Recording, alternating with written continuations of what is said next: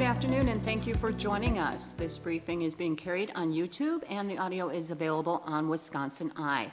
Before opening remarks and your questions, a reminder to maintain audio quality, to please keep your phones on mute until it's time to ask your question. If you're able to do so, please use *6 to mute and unmute your phone when it's time to ask your questions. Joining us for today's media briefing are Governor Tony Evers, DHS Secretary Designee Andrea Palm, Department of Veterans Affairs Secretary Mary Kolar, and available to answer questions, Dr. Ryan Westergaard, a Chief Medical Officer with the DHS Bureau of Communicable Disease, and Ryan Nilsestun, the Chief Legal Counsel for the Governor's Office. We will begin the briefing with remarks from Governor Tony Evers. Good afternoon, and thank you for joining us today. I'd like to begin, as always, by thanking all of you for doing your part to prevent the spread of COVID-19. I've said it before, say it again, we've got to work together to flatten the curve and to stop the spread of this virus. Wisconsinites are tough, we're resilient, we help each other in times of need. And folks, we're going to continue to need your help. The number of Wisconsinites infected with COVID-19 is expected to continue to increase in the coming weeks. This increase in cases is also expected to bring a surge of patients who need to be treated by hospitals and healthcare clinics. Wisconsin's dedicated healthcare professionals have been working tirelessly on the front lines of this pandemic for more than a month now.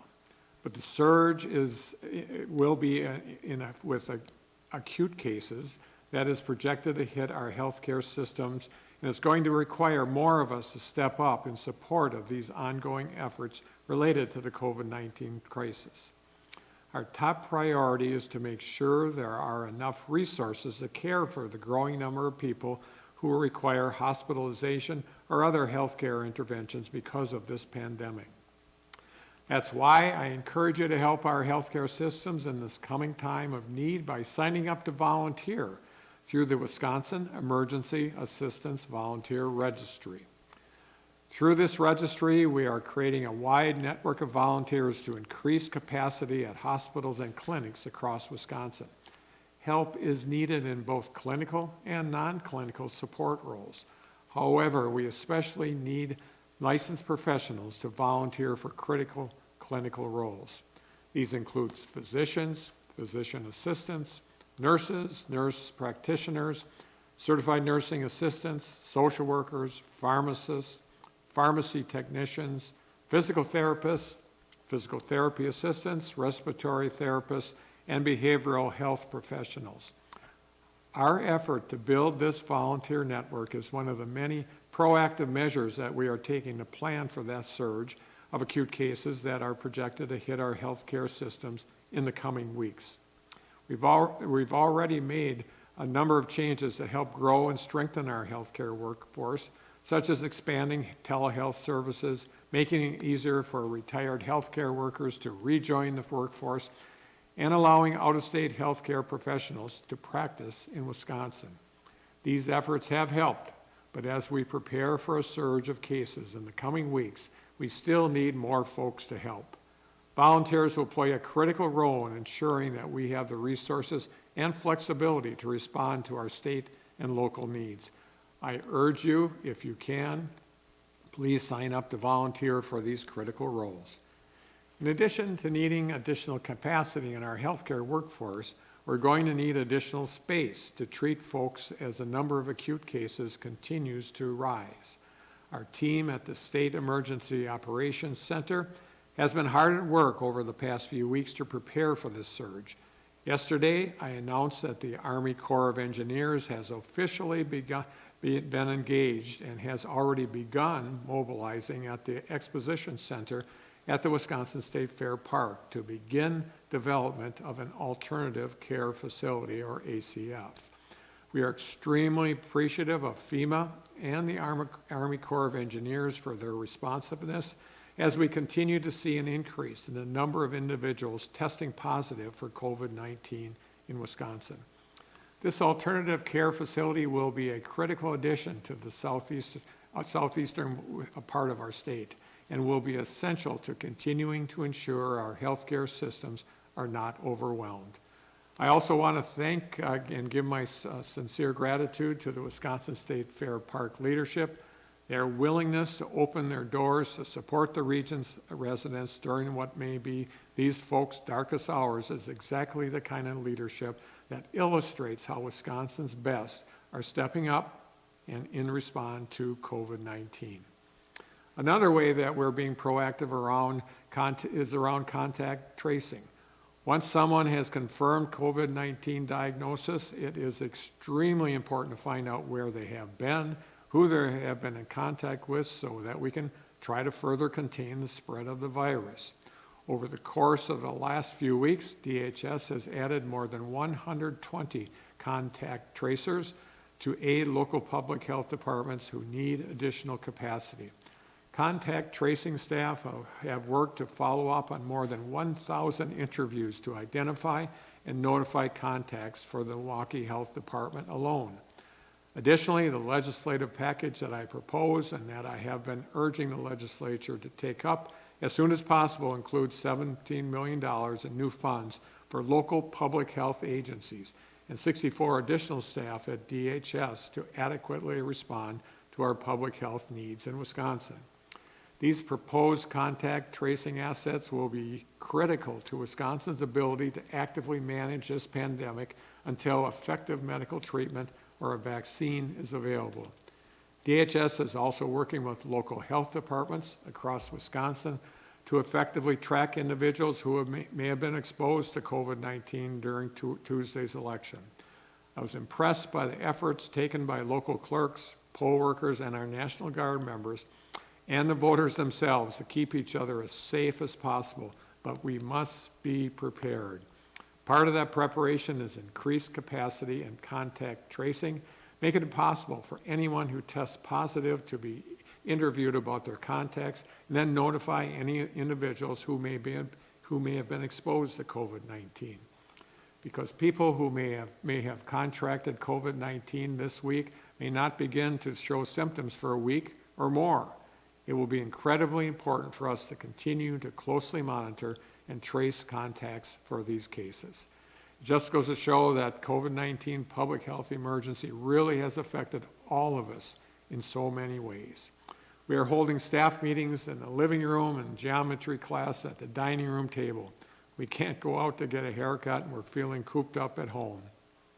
COVID-19 is changing where and how we do things, almost everything, and we have all had to adapt quickly.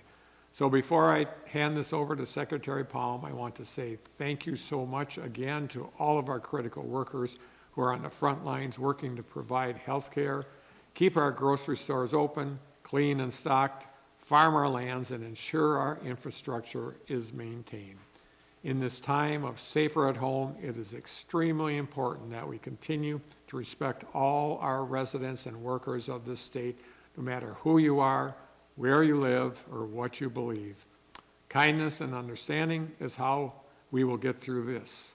The last thing we need right now is stigmatizing or calling out any group of people, and especially those who have contracted COVID-19.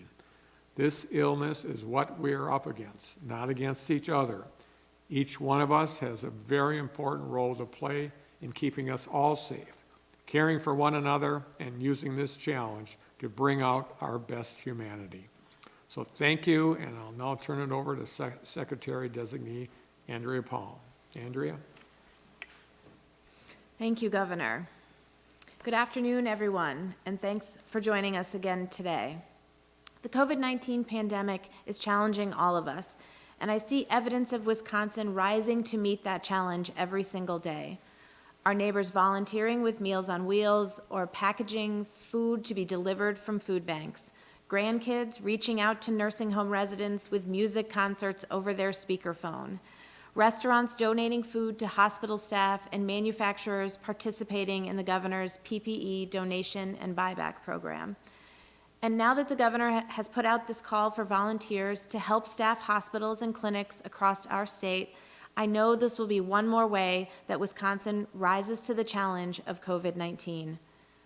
The first step in confronting a challenge, in trying to fix a difficult problem, is understanding it.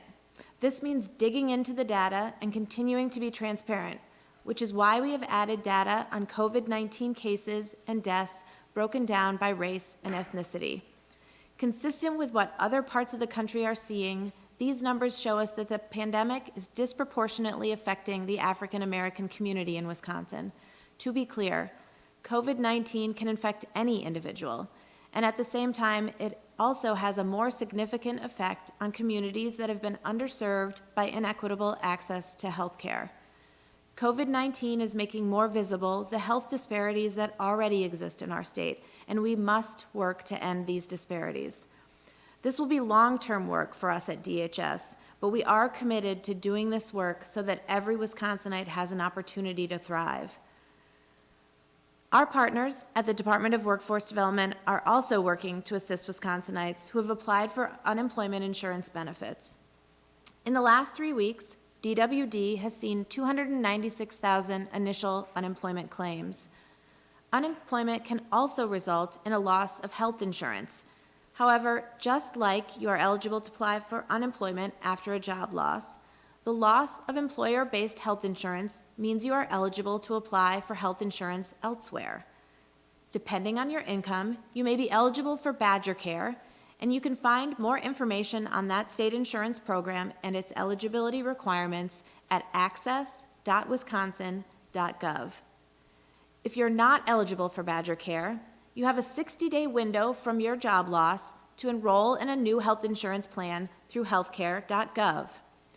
You can get free help to explore your options by calling 211 or connecting with an enrollment assister at coveringwi.org. I encourage you to look into your options because taking care of your health is more important than ever. Another challenge facing many Wisconsinites is access to affordable food. Through funding from the federal Families First Coronavirus Response Act, we are going to be able to help with that. Any food share household in Wisconsin not currently at the maximum benefit for their family size will see an increase in their benefits. These increases will be available to 215,000 food share households on their Quest cards on April 12th and then again on April 26th. DHS also continues to track cases in Wisconsin, and so here is our update on where we stand today. We have 20 active labs that are running COVID-19 tests in Wisconsin with a daily lab capacity of 3,756 tests. In fact, we have more capacity for testing than the number of tests done by providers. To address this, we've expanded our testing guidance and will continue to communicate with providers to further expand testing. We have 33,225 negative tests, which is an increase of 1,801 negative results over yesterday. We have one county reporting a case for the first time, and that's Polk County. We now have 3,068 confirmed cases in the state of Wisconsin, which is an increase of 183 Wisconsinites over yesterday. Our number of COVID-19 hospitalizations is 904, which is an increase of 61 over yesterday. This means that 29% of people who have tested positive for COVID-19 in Wisconsin have been hospitalized. Our total deaths have now reached 128, with 2 counties reporting deaths for the first time. Those are Brown and Grant counties. This is a challenging time in Wisconsin and across our country, and we do honor the memories of all those who have passed on, and we grieve for those of you who are experiencing this loss. But I know Wisconsin will continue to rise to the challenge and stay safer at home. We will continue to practice physical distancing to flatten the curve, and we will continue to support each other to reach out and connect in creative ways. Thank you all for what you are doing to keep yourselves and all of Wisconsin healthy and safe. I think now we're going to hear from Secretary Mary Kolar of the Wisconsin Veterans Affairs.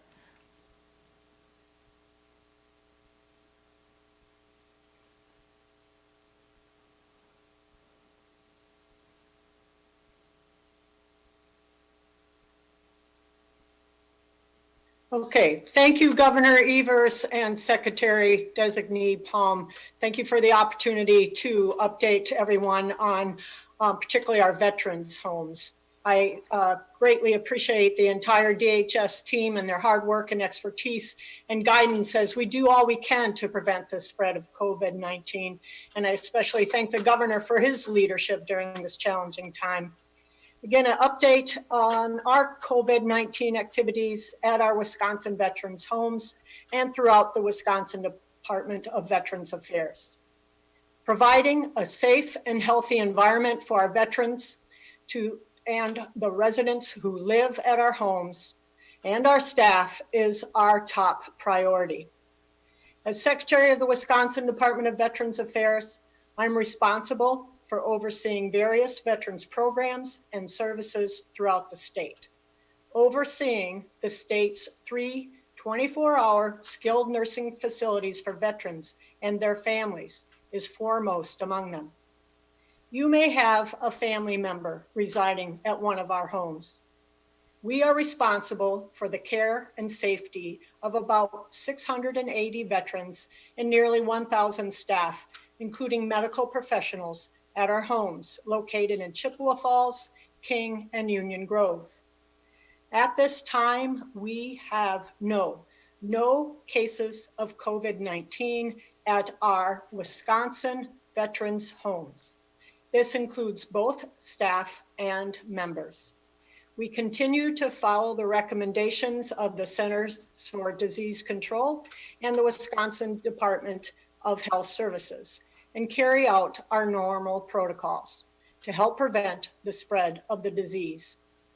Over the past few weeks, we have taken several steps to help prevent the spread of COVID-19 in the Wisconsin veterans' homes, including restricting visitors and volunteers from visiting facilities, except in end-of-life situations. Actively screening every single person who is entering our facilities, including staff, for COVID-19 symptoms. The screening includes a temperature check. Daily screening all members for COVID-19 symptoms. Canceled all large group activities and communal dining and focused on smaller unit and individual activities. Educating all members and staff to practice social distancing. Renewed emphasis on routine environmental cleaning. And we have stopped drop-off donations, but there is one exception to this donations rule. With the most recent guidance of the Center for Disease Control, we are now accepting donations of handmade cotton masks for use by those who live in our homes. The CDC has said that residents need to cover their mouth and nose when staff are in their rooms, and we believe cotton masks will help make that easier for them. Please do not mistake this as a request for personal protective equipment or PPE, such as N95 masks, as we currently have PPE available for staff. When it comes to PPE, we are following CDC recommendations, learning from what has happened in other states, and have the appropriate measures in place to request more in the case of an outbreak. Also know that when we do receive homemade cotton masks, we will be taking the appropriate steps to sanitize them before we give them to our residents. Before I conclude, I'd like to briefly touch on 2 other items that may be helpful to you and the veterans who you may know. First, if you're looking for information about any of our programs, benefits, or services, the staff at our Veterans Benefits and Resource Center can help. As we follow Safer at Home guidelines, you can reach a customer service representative through the online Chat Now feature located in the bottom corner of the screen at www.wisvets.com. We also encourage use of www.mywisvets.com for learning about eligibility for Wisconsin veterans benefits. Second, if you are a veteran in need or you know a veteran who's experiencing housing, substance use, or mental health issues, we want you to know that there are many resources available to you or them. We understand this is a really tough time for everyone, but particularly those with underlying mental health issues. If you go to the WDVA website, wisvets.com, and click on the COVID-19 link, you will find a broad array of resources available to help. Please, if you need it, utilize the federal VA's crisis hotline, 1-800-273-8255. Other resources include Vets for Warriors, who provides 24/7 confidential peer support to any veteran, service member, or family member. Military OneSource stands ready to assist military members. Anyone can call 211 and get connected to local services. Each and every one of us can help by calling, sending a text, or an email, and perform what we call in the military a buddy check for a friend who may be struggling. The WDVA also has staff standing by who can help. Our Veterans Outreach and Recovery Program coordinators are located throughout the state and are able to connect veterans with community resources such as mental health services, emergency shelter, food and housing assistance, access to healthcare, financial assistance, and more. We can then provide the case management that veterans need to move forward in a healthy way. The VORP coordinator's contact information is on our website, or you can simply use the Chat Now feature I mentioned, and our customer service reps will put you in contact with the right person. Wisconsin has a strong veterans community of which I am proud to be a part. I know that we all will continue to work together and support one another as we get through this challenging time. Thank you. Thank you. We'll now open it up for questions. A reminder to maintain audio quality, to keep your phones on mute until it's time to ask your question. And in the interest of time, please one question per reporter per media outlet. And we'll begin today with Scott Bauer from the Associated Press. Scott? Hi. Thank you, everyone, for doing this call. A two-part question. One, Governor, could you react to the Republicans saying they're coming in next week to take up COVID legislation? Have you agreed to what they're proposing or seen it? And two, related to that, Secretary Palm, Republican senators today, two senators have accused you and the department of stoking fear, and they claim that lawmakers were told the stay-at-home order may be extended for 6 months. Could you react to those comments as well? And I'll just begin about the legislation, and we continue to have conversations with legislators, and we're hopeful that next week we'll see a bipartisan solution that helps us kind of bridge the gaps that are existing in the federal legislation. So I'm looking forward to it. I haven't seen the details of what they're proposing, and it's always important to wait for the bills to be put out there so we can actually see and react to it. But I'm hopeful, and hopefully we will reach a good conclusion.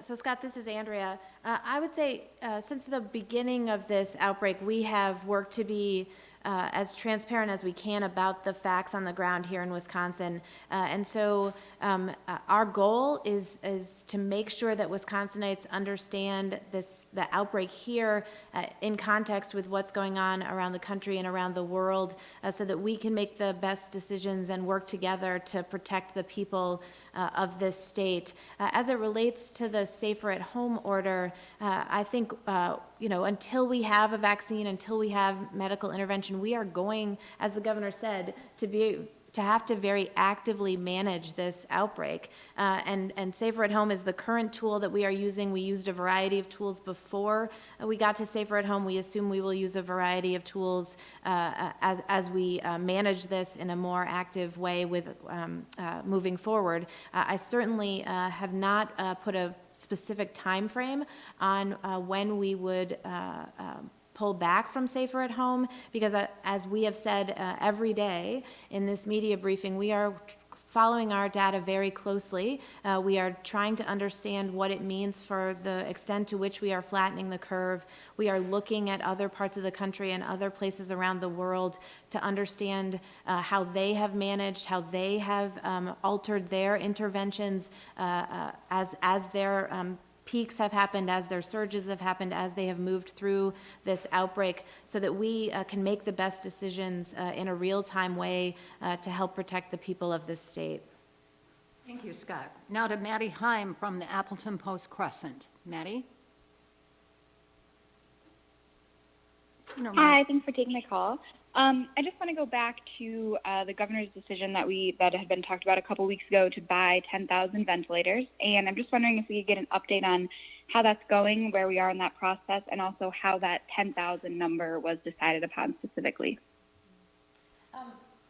This is Andrea. I'm happy to take that. I think it's important for folks to know that this was the 10,000 was our portion of a multi-state effort to buy ventilators, which fell through. So we do not have 10,000 ventilators currently on order, but we have very actively been pursuing other opportunities to purchase ventilators, and most recently have been working with a company to purchase around 1,500 ventilators in anticipation of continuing to need to have access to these kinds of medical supplies. As we have discussed throughout this outbreak, our goal is to plan for the worst and do everything we can to prevent that from happening. And so we do continue to look for needed medical supplies for PPE. We do continue to plan for potential surge and are working on surge capacity with local jurisdictions around the state. We've stood up isolation facilities. We are bulking up our contact tracing and our testing capabilities. But again, our goal is to be ready for anything and do our very best to make sure it doesn't happen. Thank you, Maddie. Now to Molly Beck from the Milwaukee Journal-Sentinel. Molly? Molly Beck? Sorry about that. Thanks for taking this call.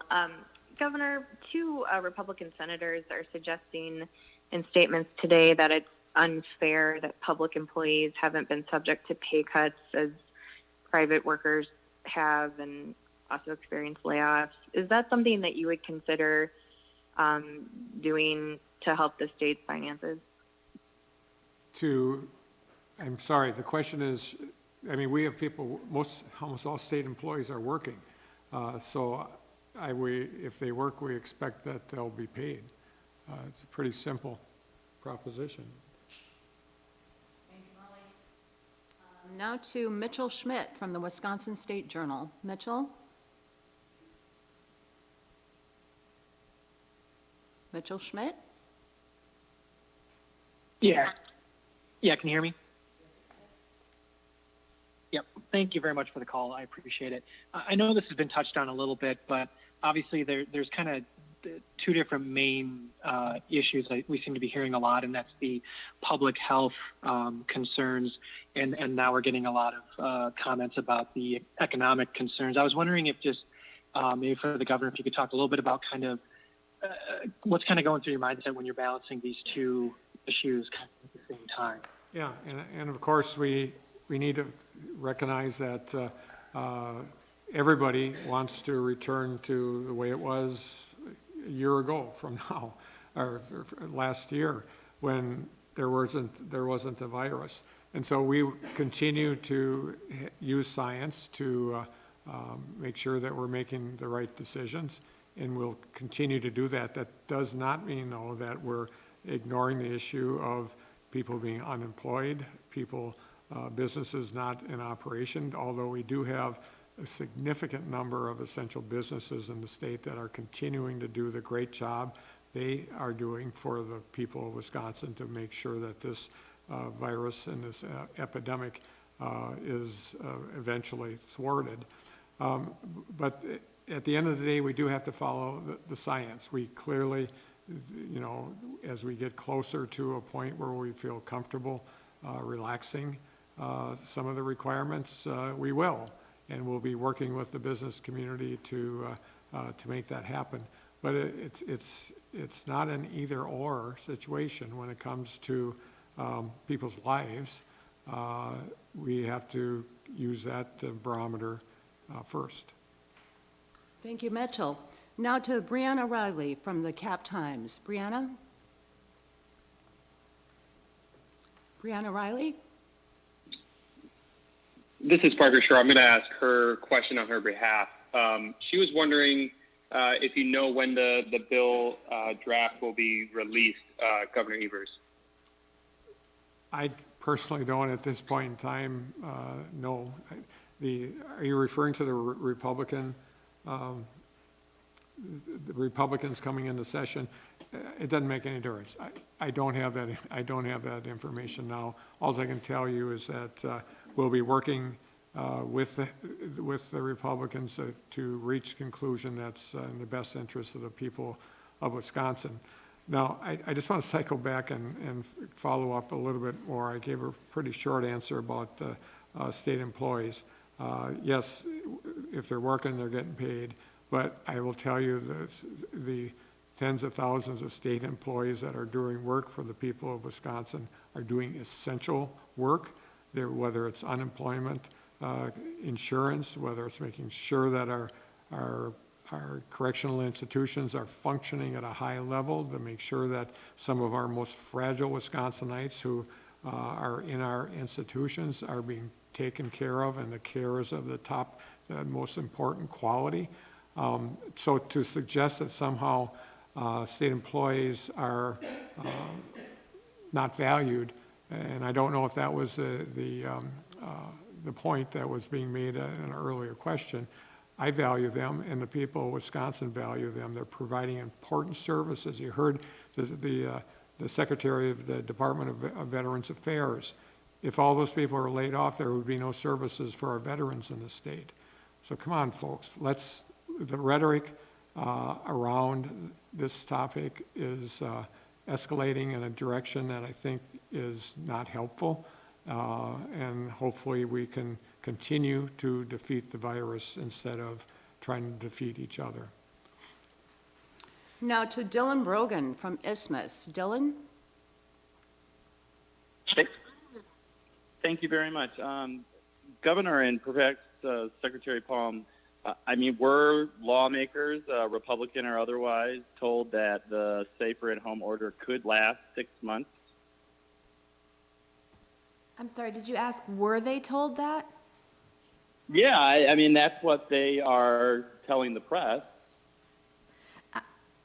I have never had a conversation with them in which I said that the safer at home order would last 6 months. I'm sure what I said is that absent a vaccine or other effective medical intervention, we are going to continue to have to manage this epidemic. And considering where we are in the stage of clinical trials, that certainly is at least 6 months away. I think that we need to understand that until we can medically treat this, the tools that we have are physical distancing and the kind of mass gathering restrictions and other things that we have done. But I certainly would not suggest that we want to stay in a position of safer at home for 6 months if we can do other things that are more surgical and less restrictive. But we need to follow the data. We need to follow the science. We need to make sure that we are looking at all of the context around this to make the right decisions to keep the people of this state safe. Thank you, Dylan. Now to Emily Fannin from WKOW in Madison. Emily? Secretary Palm, this is a follow-up on the safer at home order. It was almost two weeks ago today that you said without this order, models predicted 22,000 positive cases and over 1,000 deaths. Since this is not the case yet, why not extend the stay-at-home order right now to prepare people? So I think, I appreciate the question. I think just for clarification, 25 infections is different than the number of positive cases, right? Because we are not testing everybody who has symptoms or everybody who might be infected. Because of our capacity, because of the prioritization we have placed on healthcare workers, on those who are hospitalized, on the clinical piece of the testing regimen currently. We are expanding those criteria, but we have tested the tip of the iceberg, as Dr. Westergaard has said. And so I think it's important to remember that that 22,000 is infections, not positive cases, and that our goal was to do safer at home to prevent that from happening, to do everything we could for that not to be the case, because we didn't want to be in a position where we were straining our healthcare system with that kind of workload. And so I think what you're seeing in our curve, in our daily case counts, in the number of days it takes to double cases, is that safer at home is having an impact on our curve. We are doing good work to flatten the curve, and that's exactly what we wanted to do. It's exactly what we as a state need to do. And so we will continue to watch that data. We will continue to look at our model, the models that other people are doing, and make decisions based on the current state of our outbreak and the things we need to do moving forward to protect the people of this state and to build the underlying infrastructure that'll be necessary to allow us to actively manage this outbreak, which again are those testing tools and those contact tracing tools, as well as the surge and other pieces of the infrastructure that we have begun to stand up. Thank you, Emily. Now to WISC in Madison. WISC?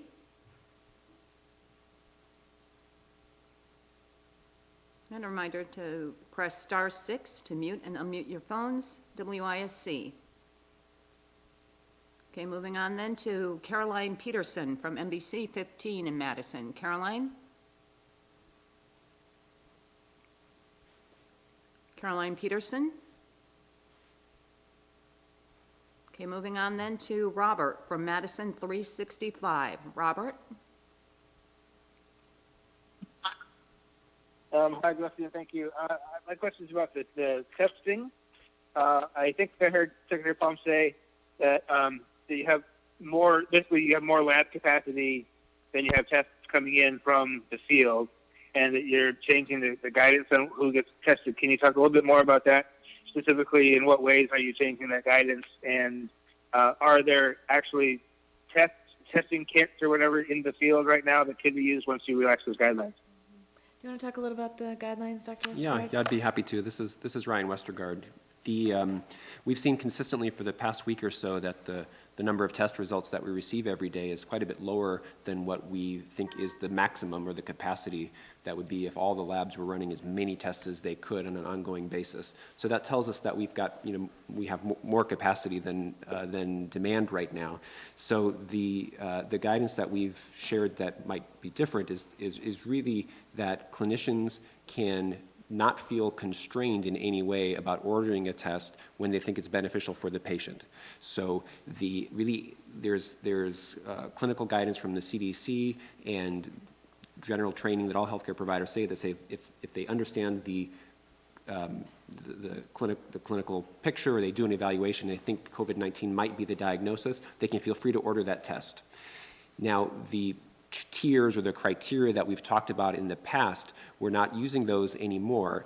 But one thing that's been required some additional communication is because at our 2 labs, 2 of the 20 labs that are doing tests are our public health labs. There's one in Madison and one in Milwaukee. They have an important role to play because they get public funds and they are serving the public health system and are the safety net labs. So we want to make sure that we use those tests wisely, and so we still prioritize healthcare workers, hospitalized patients, critically ill patients there. And so there are some criteria that allow us to prioritize those public health laboratories. But the capacity that we've built around that has now gotten to the point where there really should not be any restrictions. Any provider, if they feel like it's the best thing for their patient, can order a test and send it to one of these other labs. Thank you, Robert. Now to Mel Meyer from WKBT in La Crosse. Mel? Hi, yes. I'm wondering, and this is for the Wisconsin Department of Health Services, have providers been directed to keep track of the people who are calling the hotlines that they've perhaps set up, and are they required to share that with the state? And would it be prudent to keep track of these people with potential cases for a later date where they might be tested, or even have their blood plasma used at a later date? Yeah, I'd be happy to talk about that, that as well. So we're using really a broad range of sources of data to understand how many people are developing symptoms and whether people present to an urgent care or an emergency department with symptoms in various outpatient settings. We try to capture those data. The state has set up our own nurse triage line that people can call if they have concerns about things related to COVID-19. We're collecting the data about how many people call that with symptoms. And then we have ongoing ways of saying sort of what percentage of hospitalizations and visits are due to a respiratory infection, for example. So we're trying to monitor the overall what we call syndromic surveillance, meaning the syndrome of respiratory infection that could be COVID-19 on a broad basis, and being able to see that really in real time. So that's giving us some indication of where things are headed. Thank you, Mel. Now to Fox 11 in Green Bay. Ben Krumholz. Yeah, can you explain what uses you plan to have for the data showing who is infected through in-person voting? I'm sorry, I missed the beginning of the question. What? Yep, can you explain the uses for the data showing who is infected at the polls? So I think our goal with all of our contact tracing, right, is to understand where somebody was, where they have been and who they were in contact with, so that from that positive case, we know who else we need to notify, who else we need to interview, so that we can wrap around those potential exposures and prevent further spread and a larger outbreak. And so what you've seen, I've seen some press reports recently about parties and that happened previously, and how those turned out to be beds of spread, and you can trace it back to that mass gathering. And so from that perspective, that's what the polls were on Tuesday, was a version of a mass gathering. And so we, like all of our contact tracing, will work to figure out where it was that someone was exposed, who else might have been there, and be in touch with those folks as necessary to really wrap around and stop transmission as much as possible. Thank you, Ben. Now to Casey Nelson from WTAQ in Green Bay. Casey? Thanks for taking my call. Just maybe some thoughts about if we're still on schedule to reopen the states at the initial time that the safer home order is set to expire, and then maybe what that process would start to look like as we kind of reopen the state here. Well, I'll give the view from my vantage point. Reopening a state, when that happens, it is unlikely that it's going to be, okay, today everybody's home, tomorrow everybody's going back to work. It just, there isn't a scenario that I can see that would allow that to happen. So we're always planning on that, but as I said, the science is what drives decision-making in this process, and science will determine what reopening looks like and when that will happen. Thank you, Casey. Now to Addie Bink from WFRV in Green Bay. Addie? Hi, yeah. So we recently saw the closure of 40 state parks and other areas earlier this week. What's keeping people from going to other state parks, for example, in Door County? They can't go to theirs this weekend. Well, why not just go to Door County? Won't that kind of impact the spread of the virus at all? I'll just talk about it. I hear this issue a lot, and if I heard the question correctly, it's about people from other states coming to Wisconsin during this time, and frankly, vice versa. People in Wisconsin going to Minnesota, Michigan, Illinois. And that is a concern I hear a lot. Of course, we have things around, people have the right to move or to drive from one state to the other. And so there's nothing to prevent that from happening. I'm working with the other governors essentially to get the message out that when people go to another state, you're adding stress on the location you're going to. You're adding stress on an already stressed circumstance in an area of the state, whether it's out of state of Wisconsin or in Door County or other places. So we need to keep communicating that. I know some counties in the state of Wisconsin, at least one, I'd say a county, is preventing folks from bringing trailers into the county and parking them in places where people could live and live for a short period of time. Resources are scarce, especially in our least populated counties, and the last thing they need is to have those resources, be stretched even further than they are now. But at least from my vantage point, there's no way to prevent that from happening. We're just going to continue to encourage people to stay at home in their home state. Thank you, Addie. Now to Cammie Rapsum from WBAY in Green Bay. Cammie? Hi there. This is Secretary Palm and Governor Evers. Is regarding the press release on contact tracers, is there a genuine fear we will see outbreaks in the next 1 to 2 weeks related to that in-person voting?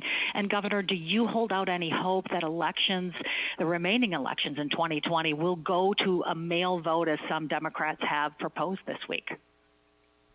So I think what we know about this this disease is that close contact, mass gatherings are a vehicle for the spread of the disease. And so whether it was a polling location on Tuesday or some other form of mass gathering, there is a chance for the spread of the disease. We certainly were talking about that ahead of the election as well. So it is our hope that all of the really good preparation and work that our local clerks did, that the training that poll workers got, that the surge of plainclothes National Guards men and women, and the guidance that we provided to polling locations on physical distancing helped keep folks as safe as possible. But time will tell, right? The data will tell us what, if any, impact in-person voting on Tuesday had, and we will certainly be monitoring that. We will understand that better as the days and weeks go on, and we start to understand through contact tracing where folks might have been exposed to COVID-19.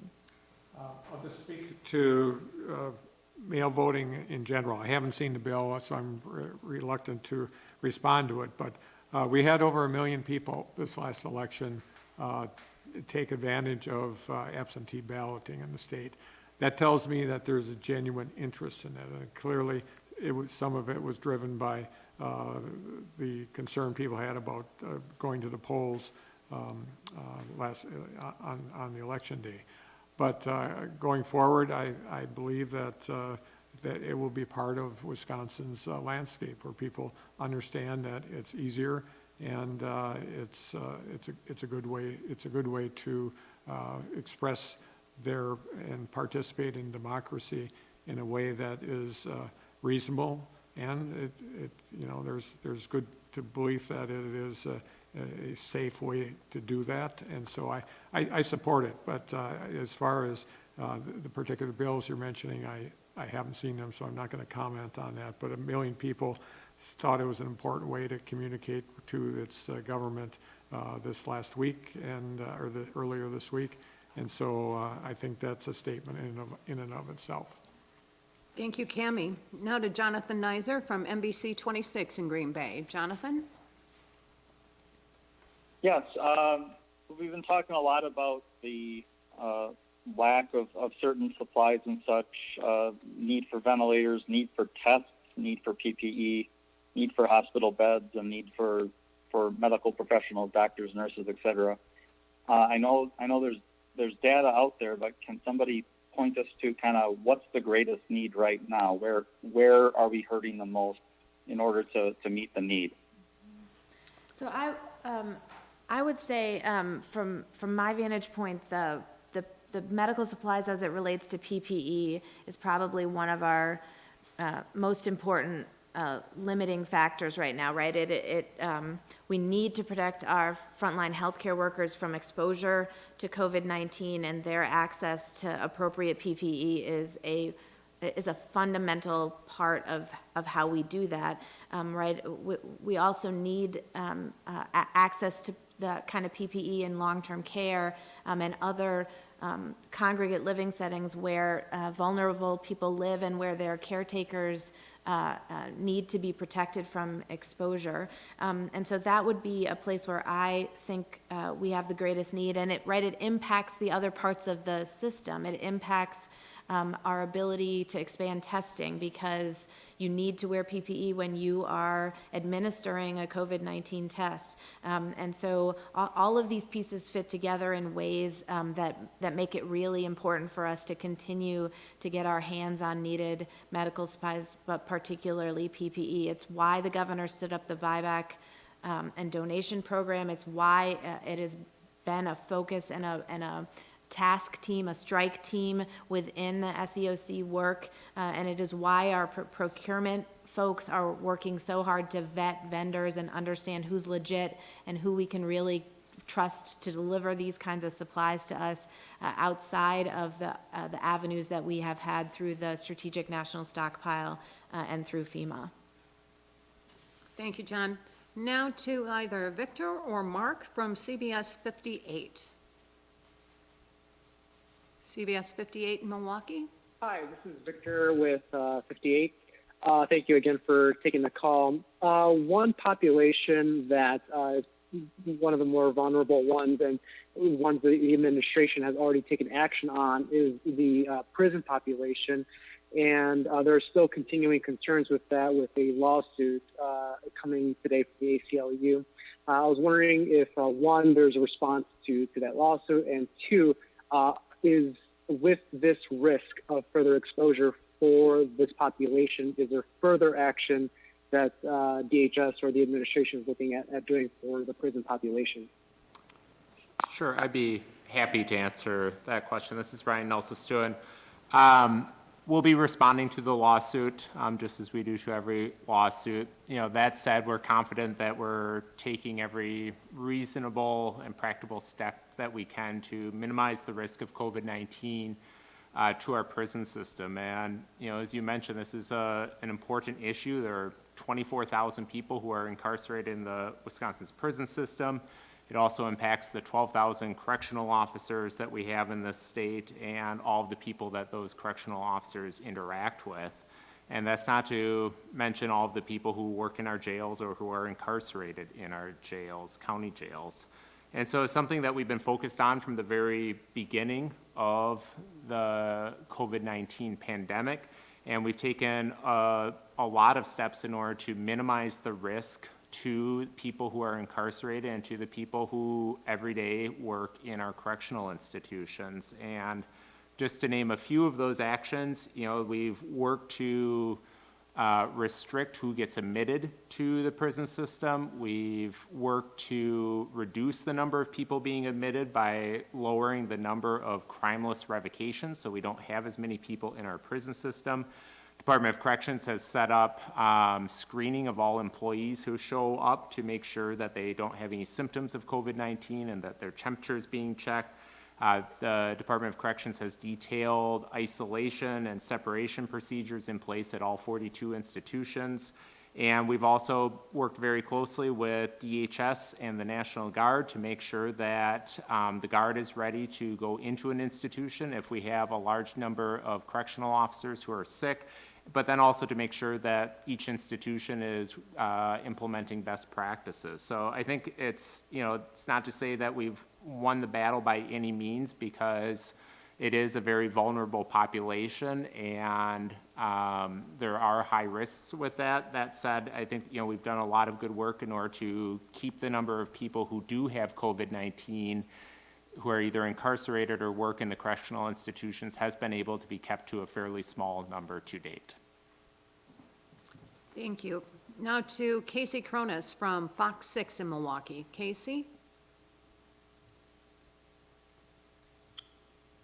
Hi, thank you. It was mentioned earlier that more contact tracers have been added.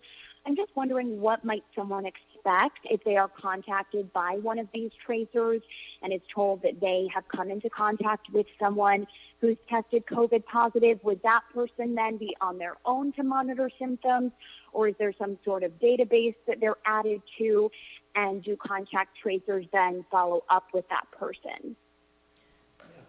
Those are great questions. I'm happy to talk through that process a little bit. So this is a time-honored public health activity that is done for a large number of communicable diseases. And how it usually works is that when someone is diagnosed with a reportable condition, they get either a telephone-based or an in-person interview where they start by, you know, trying to establish trust and educating the patient about what they need to know about their condition, but also talking about ways in which they may have exposed other people to the infection depending on how the particular infection is spread. So in this case, they would go through a detailed a timeline, follow back to see who the people that you've been in close contact with, your household contacts, times you've been within 6 feet, and then in as sensitive and confidential a way as possible, people who were contacted will be notified by public health and saying that, you know, it's been identified you may have been in contact with someone, and they'll in a very individualized way tell them what they need to know. And if they meet the definition of a high risk or a contact that requires quarantine, they'll tell them what that means and what they need to do about symptom monitoring. And we've developed informational materials, and we have good handouts in education to tell people what it means to be in contact and what it means to monitor symptoms.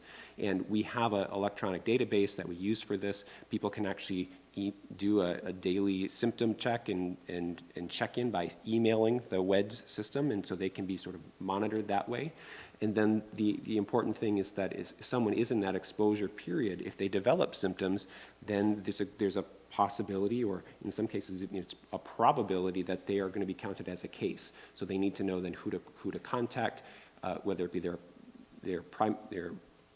primary medical provider initially, or public health, to say, I'm starting to have symptoms, what should I do? And then we make the determination of, is that someone who's in the exposure window where they would be considered a probable case, and then whether they get tested.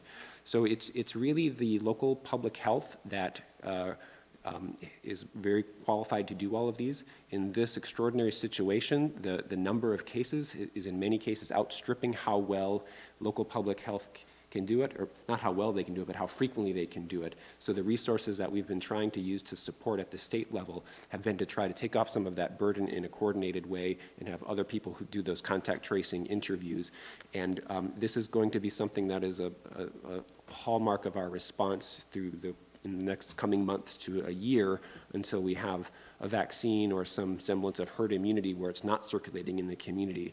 Our goal is that every person who is diagnosed with COVID-19 and any probable case goes through this. And we really want the public to realize that they need to support this activities, because this is how we understand where the infection is and how we isolate it. So this is really this is sort of democratic public health in action. Everyone needs to understand that this is a critical piece of how we manage communicable diseases, is sharing this information and working together to make sure that we know where the infection has spread and what resources we need to try to contain it when that happens. Thank you, Casey. Now to Rachel Glass from TMJ4. Hello. You said the number of hospitalizations increased by 61 from yesterday. How much of that was in Milwaukee County? And if this trend continues, when do you predict the alternative care facility will be needed at State Fair Park?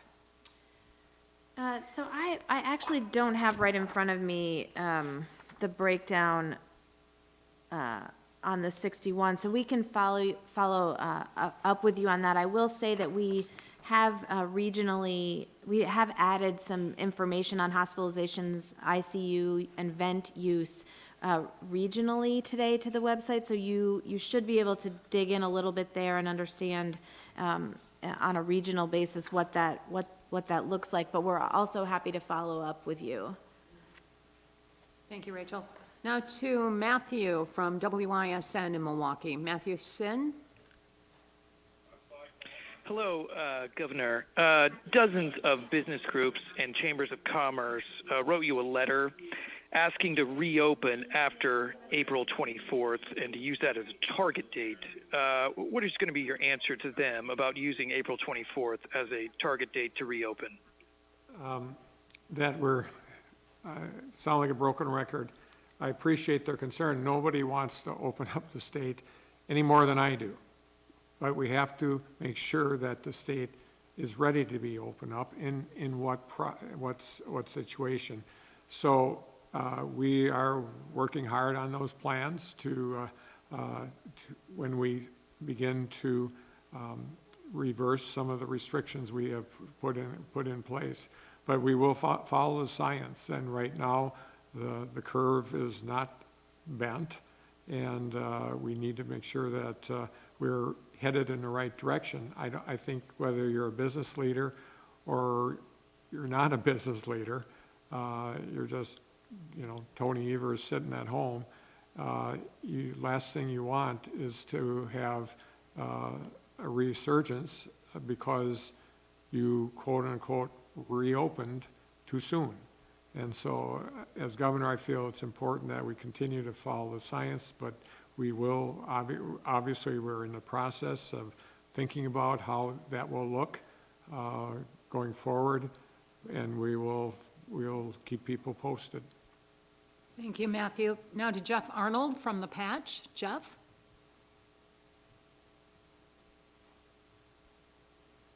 And a reminder, *6 to unmute your phone. Jeff Arnold from The Patch. Okay, we'll move on then to Ben Meyer from WXPR Radio in Rhinelander. Ben? Hi, good afternoon. This question is for Governor Evers. Governor, my understanding is, unlike for Tuesday's election, you personally may have the power to change the date of the special election here in the 7th Congressional District, which is scheduled for May 12th by virtue of it being a special election. Of course, that's a month away. Can I ask, are you considering changing the date for the congressional special election here in northern Wisconsin? I'll be happy to answer that question for the governor. So this is Brian Nelson-Stewart. It is something that we're taking a close look at, and as the governor has said before, it's going to be following the science. So we are taking a look to see where the number of cases are in terms of the 7th Congressional District. It is, as you know, an especially large congressional district. It impacts a lot of municipalities, so it's going to be a decision that is based on the science. It's going to be a decision based on working with the clerks in the 7th Congressional District to make sure that any change can be implemented in an orderly manner that is both consistent with the science but also causes the least amount of disruption. Thank you, Ben. That the governor does indeed have that power in this case? We've already changed the date once. Okay. Moving on to Matthew Piper from the Sheboygan Press. Matthew? Yeah, do I understand right that, for Dr. Westergaard, do I understand right that healthcare providers may be under a mistaken assumption that tests for their patients aren't available? If so, why would that be? And what about your experience makes you think that it's that and not that there's a lack of people needing tests or a lack of swabs or something else? Right. So I think the second possibility that you mentioned, that there's not a demand because there are not that many sick people, is definitely a possibility. When we've looked at the syndromic surveillance that I referred to earlier, the total number of outpatient visits for any reason are down in the state. The number of respiratory visits to outpatient clinics are also down. So it's certainly possible that there's not a lot of tests needing to be done that are going undone. It's just that we've not, we're controlling the level of respiratory illness at a low level, and not many more people need it. So that is totally possible, and I frankly hope that that's the case. We're not seeing a great number of, a large number of undiagnosed infection. The question about, is it related to shortages in swabs and other materials? We know those things are issues. We try to keep track of them. The state lab has been doing surveys of other laboratories around the state to say what shortages exist, and what we're learning is that there's concern about various ingredients being in shortage, but right now there are very few labs that are saying that it's substantially slowing down the number of tests that they're able to do. So I think it's a little bit of all of the above of why we're not testing as many people as we could be, and I think the idea that not as many people need tests that have been in other regions is certainly a plausible one. Thank you, Matthew. Now to Megan Carpenter from Spectrum News 1. Megan? Hi, yes, thank you so much for taking my question. This is also a question about PPE. We're hearing that nurses in some hospitals are being given only one N95 mask to use for an entire day.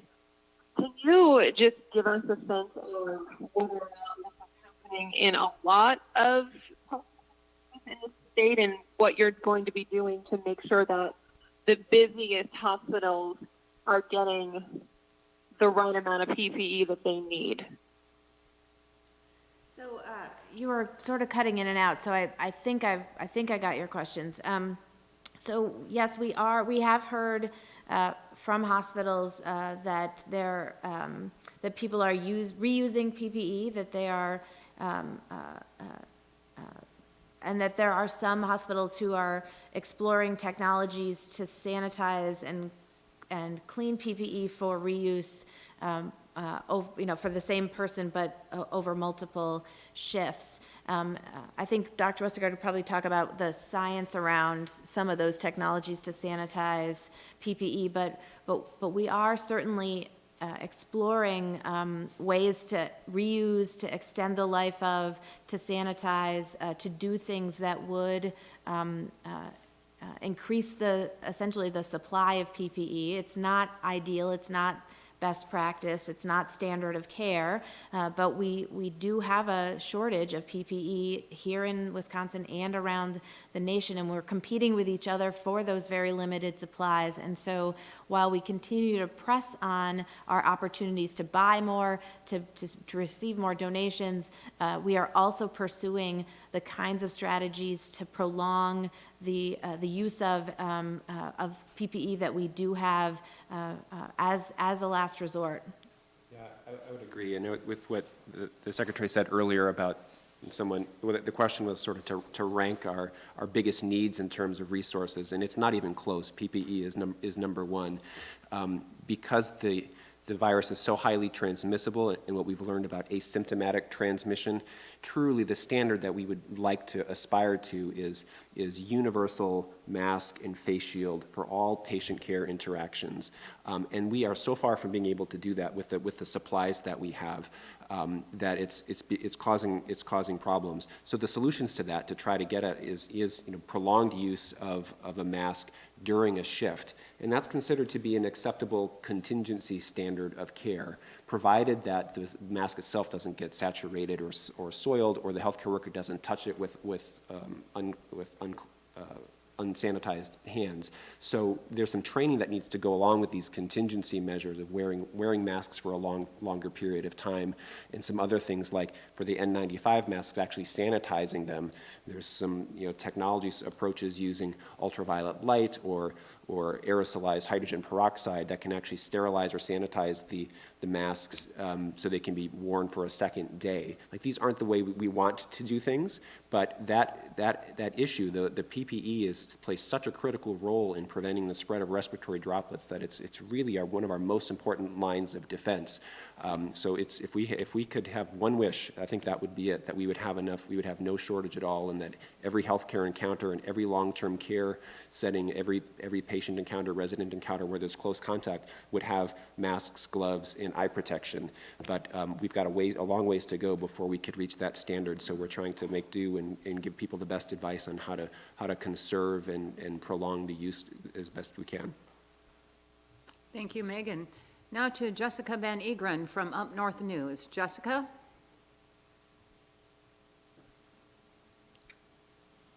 Hey, my question is for Secretary Palm. I was just hoping that you could explain real quick what is required of the legislature in order for the state to qualify for the additional $150 million per quarter in the Medicaid funding, and if there's a deadline when action would need to be taken for the state to, I guess, qualify for that. Sure. So this is the $150 million you're talking about is an increase in the federal match in our Badger Care Medicaid program, and to access that money, we as a state have to submit a waiver for that money, and under state law, we are required to get permission from the legislature to do that. And so we do need the legislature, and have been talking to them and working with them on this issue to be able to draw down that additional $150 million per quarter to defray costs of increased care and increased enrollment in the Medicaid program here in the state of Wisconsin. Thank you, Jessica. Now to Will Cushman from Wiscontext. Will? Will Cushman? And a reminder, *6 to unmute your phones. Will Cushman. Hi there. Sorry about that. Can you hear me? Thank you for the call. Secretary Kolar mentioned a little while ago how the one donation that veterans' homes in the state are currently accepting are cotton face masks. I'm wondering, I guess this question is for whoever could answer it.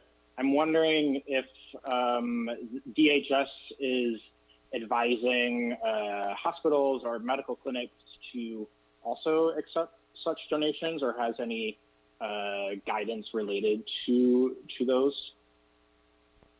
Yeah, we do have guidance related to cloth masks on our website now since earlier in this week, and consistent with what the CDC also weighed in on earlier is to allow and encourage their use outside of the healthcare encounters that I talked about before. So as the general public or individuals in congregate settings can feel comfortable wearing those as one piece of an infection control measure in combination with hand hygiene, environmental sanitation. So whether there's a similar role for cloth face coverings in hospital settings for people that don't have patient contact is certainly consistent with the recommendations that we've used. So the general public as an extension of respiratory etiquette and in combination with hand hygiene and environmental sanitation, cloth face coverings are totally appropriate.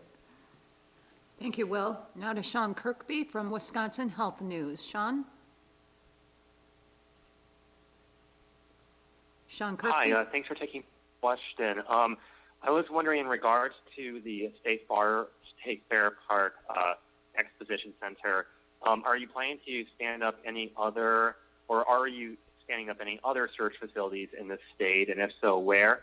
What's the needed capacity for beds do you anticipate? Thank you.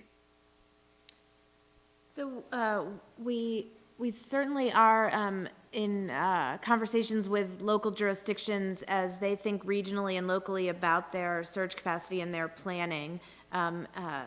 Milwaukee and that community are a little bit further along, and I think have done some really important and good work in this space. And, some of that is because they are seeing the largest increase in the biggest number of COVID-19 cases, and so are certainly feeling more urgent around needing to have surge capacity to handle a potential surge in cases in that community. But Dane County also is in conversations, their healthcare leadership, their county emergency management, and their local elected leadership are currently in conversations about what and if and how many they might need in terms of their own alternate care facility. We are obviously participating in those conversations, but I think it's obviously very important for local and regional leadership to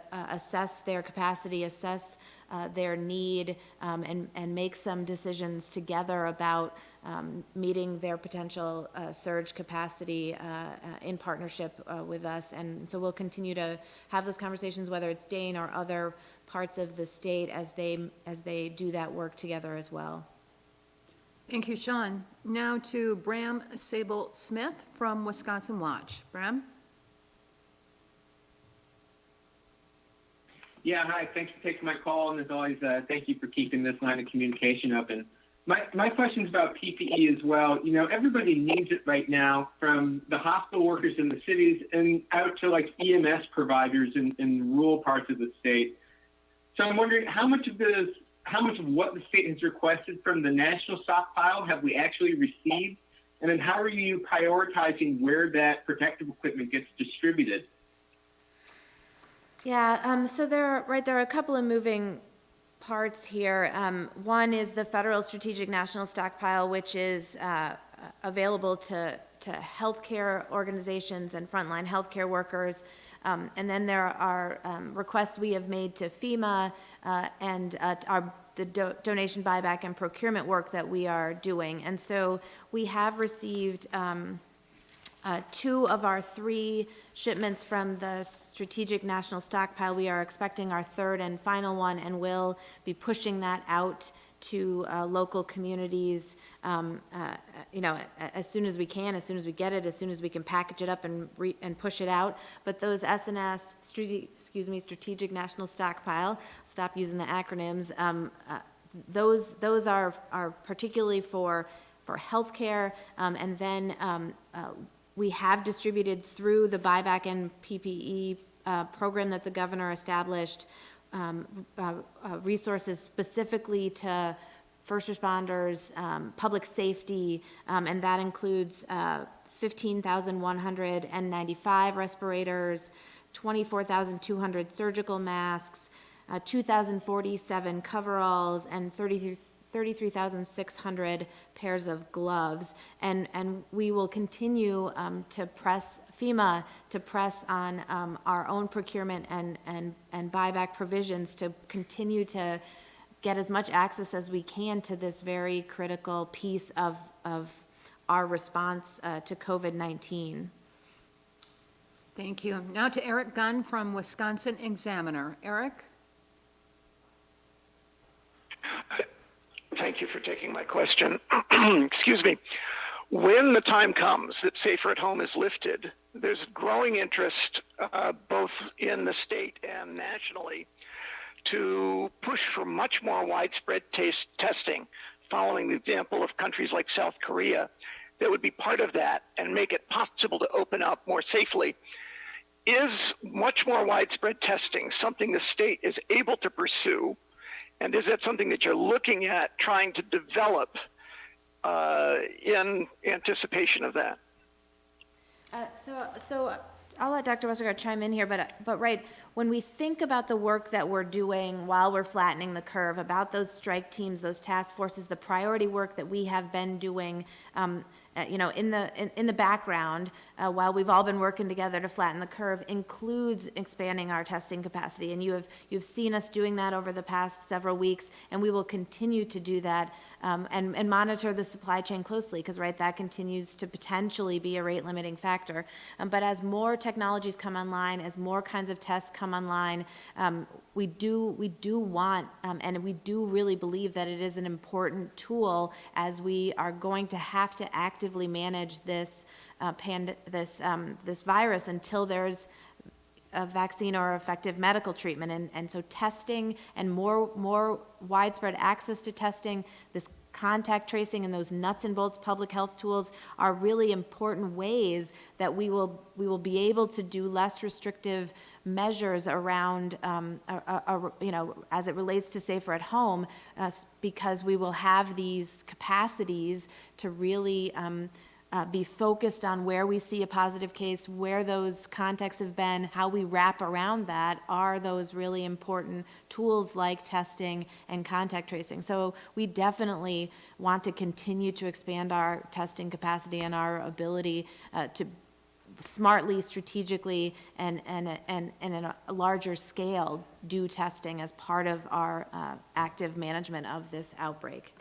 Do you want to say more about absolutely. No, widespread testing is critically important, and I think we have a good path there. The limitation right now is manufacturing, because we'll be at a position where we can have rapid turnaround tests for COVID-19 in all healthcare settings. The technology is out there. Their FDA is approving under emergency use authorization tests that can test for COVID-19 using platforms that are already in a lot of clinical labs, but the demand is going to be so extraordinary that it's going to take probably weeks or months before the supply of those things can really allow widespread testing. So there's some things there that we can't rush. The things that we have been doing actively are building the capacity in our larger labs, like the state lab and the other reference labs. But those are still ones that sort of need to have a specimen shipped from one location to another, so the turnaround time is not going to be great. What we really need is for these ubiquitous platforms that are using get a sample, get the result in the same encounter or the same day. Those need to scale up massively, and the infrastructure is in place to do that. It's going to take some time to build those things up. But the other point I'd really emphasize that is that yes, widespread testing is important, because without it we don't have visibility on where the infection is. But it's not sufficient. Just testing is not an infection control strategy. Testing tells us where the infection is, but then we have to do all the things we're talking about. We have to really zero in on when we identify a test, what services can we do to keep the person safe at home, isolated, out of contact, keep healthcare workers safe. All of those things are necessary if the testing is going to allow us to do anything good on controlling the epidemic. So it's been easy to sort of blame not having enough testing, because it's easy to understand why that's a problem. But having enough tests doesn't get us where we need to be. We have to do local public health infrastructure. We need massive investments in local communities and their health departments to be able to do the contact tracing in a sustainable way, because until we get a vaccine, we're going to be having to do this. We're going to be having to do contact tracing and community outreach and going to people's homes and making sure that healthcare facilities have PPE. We're going to be having to do this for a long time, frankly. It might be a year or more or 2 years before we've have the tools in place to eradicate or stamp out the infection altogether. So those things, and I think, I'm really encouraged to hear that there's potentially some investment in the legislative package about investing in local public health, because that's clearly what's needed. We have to do this at local public health. Otherwise, we can have all the tests in the world, and we're not going to do anything good with them unless we can do contact tracing and isolation and quarantine. That's really how you stop an epidemic, and we need to, we'll get there, but we need to really build the public health infrastructure in a way that we never have before. Okay, thank you. Now to Stephanie Hoff from WIS Politics. Stephanie? Stephanie from WIS Politics? And a reminder, *6 to unmute your phone. Stephanie Hoff from WIS Politics. Okay, then our final question today comes from Adam Brewster from CBS. Adam? Adam Brewster from CBS. Okay. Hello. Hi, who's there? Hi. Oh, this is Stephanie Hoff from West Politics. I'm sorry about that. So my question is for Governor Tony Evers. The Department of Workforce Development recently projected Wisconsin's unemployment rate to be almost 27% for the month of March. What is your response to that? Well, the response is that our situation in this state is not unlike the rest of the country, for starters. And this is a direct result of our fight with a virus and our ability to contain that virus so that we don't have 50% unemployment rate. So the question is, from you, is something that, yes, we have to make sure that unemployment insurance is there for people. We have to make sure that we work with the legislature to find that one, make sure that people can get it right away instead of having to wait a week, and we can get that done. But at the end of the day, that unemployment rate is obviously not what we want, but the way we solve that is to take on this public health emergency in the most proactive way as possible so that we can get to the point where we can bring people's jobs back and to where we existed before this pandemic. But you just heard Dr. Westergaard talk about the fact that in order for us to continue to win this war against this virus, regardless of what stage we are at reopening, we have to have a public health system in the future that doesn't look like what it is today. And that is investing in the local public health and the state public health so that we have the testing, so that we can use the testing results to find out how that happens so that we can restrain any further outbreak and go back to 20% unemployment. Those things are all connected, and we can get there, and we will get there as a state of Wisconsin. I feel very confident of that. Stephanie, thank you. Adam Brewster from CBS. Is it possible to ask my question? Thank you. Just a quick question, possibly for Secretary Palm. Just one, do you have any reports of anyone who voted or worked a poll yet who has tested positive? And as you monitor that situation over the next several weeks, is there guidance for health officials to, when someone goes in for a test or tests positive, ask if they participated in Tuesday's election, whether in-person voting or as an election worker?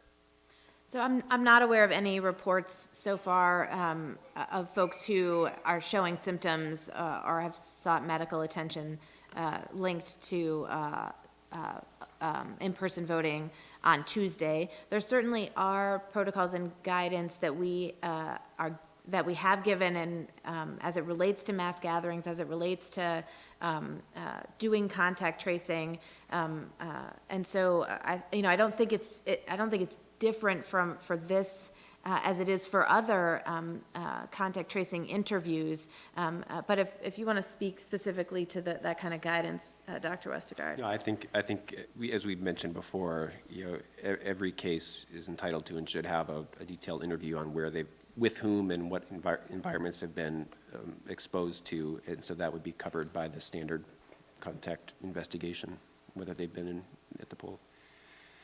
Thank you, Adam. And that concludes today's media briefing. Please continue to monitor the DHS outbreaks and investigations and COVID-19 web pages for information about data and guidance. And for topics not related to public health, you can visit the websites of the Governor, Wisconsin Emergency Management, the Department of Workforce Development, Department of Veterans Affairs, and Wisconsin Economic Development Corporation.